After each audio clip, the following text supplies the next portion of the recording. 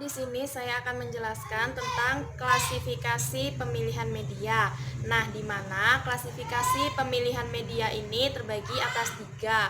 Yang pertama yaitu guru perlu memiliki pemahaman media pengajaran, antara lain jenis dan manfaat media pengajaran.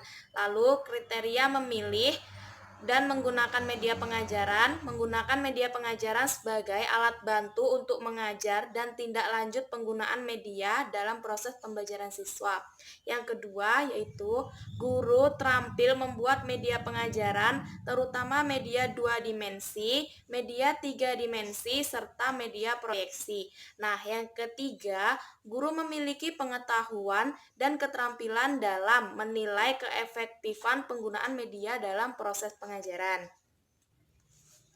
Lalu selanjutnya, beberapa penyebab mengapa orang memilih media pengajaran. Nah, itu ada 4.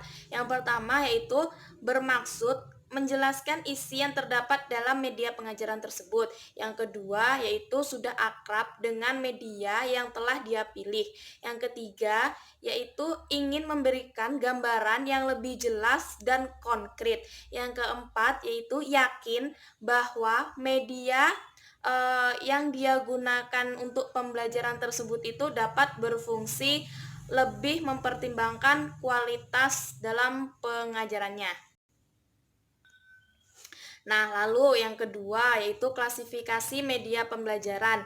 Nah, di mana di sini terdapat macam-macam klasifikasi media pengajaran menurut beberapa pakar atau para ahli yang mengatakan ahli yang pertama menurut Azhar Arshid, yaitu dia menyatakan pesan di mana apa informasi yang akan disampaikan. Nah, yang kedua yaitu orang, siapa atau apakah yang menyampaikan transmisi. Nah, yang ketiga bahan. Di sini siapa atau apakah yang menyimpan informasi. Lalu yang keempat alat. Nah, siapa atau apakah yang menyimpan informasi. Nah, yang kelima yaitu teknik, di mana bagaimana informasi itu dapat ditransmisikan. Lalu yang keenam yaitu lingkungan atau latar belakang di mana dapat ditransmisikan.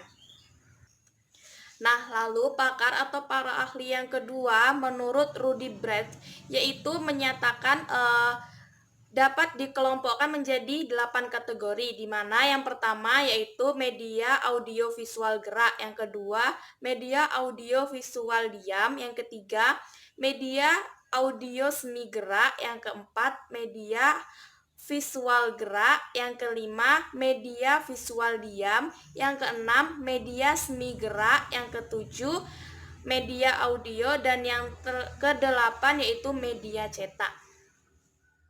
Ketiga, klasifikasi media pembelajaran menurut Sujana Ahmad Rifai, yaitu klasifikasi ke dalam 4 kelompok, yaitu yang pertama, media garis, yang kedua, media 3 dimensi, yang ketiga, media proyeksi, yang keempat, media lingkungan alam. Yang selanjutnya, keempat, klasifikasi media pembelajaran menurut R. Murray Thomas, yaitu mengklasifikasikan ke dalam jenjang pengalaman. Yang pertama, pengalaman dari benda asli, yang kedua, pengalaman dari benda tiruan, yang ketiga, pengalaman dari kata-kata. Selanjutnya, yang kelima, klasifikasi media pembelajaran menurut Suparno, yaitu klasifikasi dalam karakteristik. Yang pertama, media memiliki karakteristik tunggal dan media memiliki karakteristik ganda. Perkembangan media pembelajaran mengikuti arus pengembangan teknologi. Teknologi paling tua dimanfaatkan adalah sistem percetakan yang bekerja atas dasar prinsip mekanistik. Yang pertama, media grafik atau visual diam, yaitu sebagai media yang mengomunikasikan fakta-fakta dan gagasan secara jelas dan kuat melalui perpaduan antara pengungkapan kata dan gambar dalam bentuk cetak. Kelebihan media garis yaitu lebih mudah dipahami, lebih murah, dan juga pembuatannya tidak begitu sulit. 2. Media proyeksi.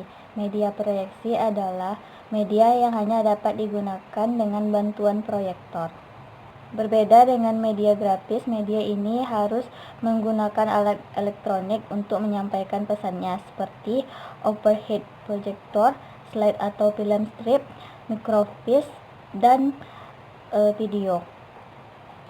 Media ini dapat memvisualkan pesan yang menarik, tergantung variasi yang digunakan oleh guru atau dosen. Dan media ini praktis dan dapat digunakan berkali-kali. 3. Media audio. Media audio adalah media yang mengandung pesan dalam bentuk auditif.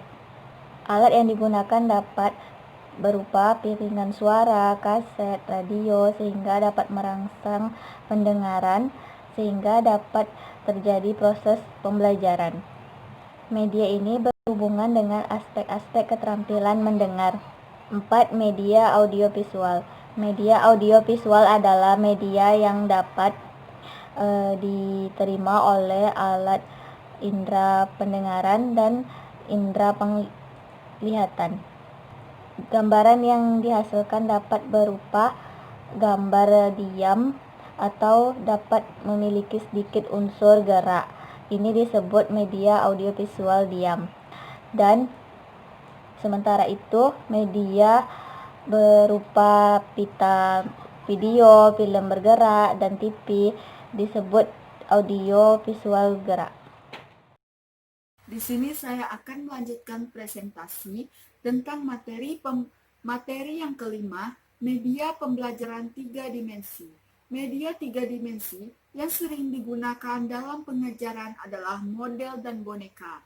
Contoh-contoh model yang dapat digunakan sebagai media pembelajaran adalah globe, boneka, bendera, anatomi tubuh manusia, alat-alat matematika, patung, dan alat-alat simulasi lainnya. Kelebihan model 3 dimensi ini memungkinkan siswa mendapatkan pengalaman lebih nyata untuk mempelajari suatu unit pelajaran tertentu. Sedangkan kelemahan dari media ini, biaya pembuatannya cukup mahal, sehingga harus direncanakan dengan sebaik mungkin. Baiklah, selanjutnya yang keenam, media pembelajaran multimedia. Media pembelajaran multimedia merupakan jenis media pembelajaran yang menggabungkan unsur audio, visual, dan simulasi. Kelemahannya itu yaitu penggunaan media ini membutuhkan seperangkat alat seperti komputer atau bahkan labor yang cukup mahal, sehingga hanya cocok digunakan untuk simulasi-simulasi tertentu. Selanjutnya yang ketujuh, media pembelajaran lingkungan. Penggunaan media grafis, 3 dimensi, dan proyeksi pada dasarnya memvisualkan fakta, gagasan, kejadian, peristiwa dalam bentuk tiruan keadaan sebenarnya untuk dibahas di dalam kelas. Kelebihan kegiatan belajar mengajar menjadi lebih menarik dan lebih aktif. Sedangkan kelemahannya menyebabkan pembelajaran menjadi tidak terarah sehingga tidak menjadi efektif. Baik, poin yang ketiga, sumber belajar PKN.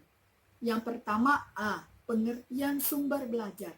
Sumber belajar tidaklah harus berbentuk bahan cetak atau buku saja, tetapi bisa pula dalam bentuk lain. Yang jelas, bahwa sesuatu dapat dikatakan sebagai sumber belajar jika keberadaannya dapat dimanfaatkan oleh guru dan siswa. Selanjutnya, bagian B, macam-macam sumber belajar. Sumber-sumber belajar itu meliputi yang pertama, pesan, yang kedua, material, yang ketiga, alat, yang keempat, teknik, yang kelima, setting, dan yang keenam, manusia. Selanjutnya yang terakhir yaitu C, lingkungan sebagai sumber belajar PKN di sekolah dasar. Dengan memanfaatkan lingkungan sebagai sumber belajar bagi proses pembelajaran di sekolah dasar, maka siswa tidak hanya mendapatkan materi ajar dari buku semata, akan tetapi mereka mampu melakukan interaksi di sekitarnya. Pemanfaatan lingkungan alam sebagai sumber belajar pendidikan kewarganegaraan di sekolah dasar dapat diidentifikasi sebagai berikut. Yang pertama, pemanfaatan lingkungan sosial. Yang kedua, pemanfaatan lingkungan budaya. Dan yang ketiga, pemanfaatan lingkungan alam. Terima kasih.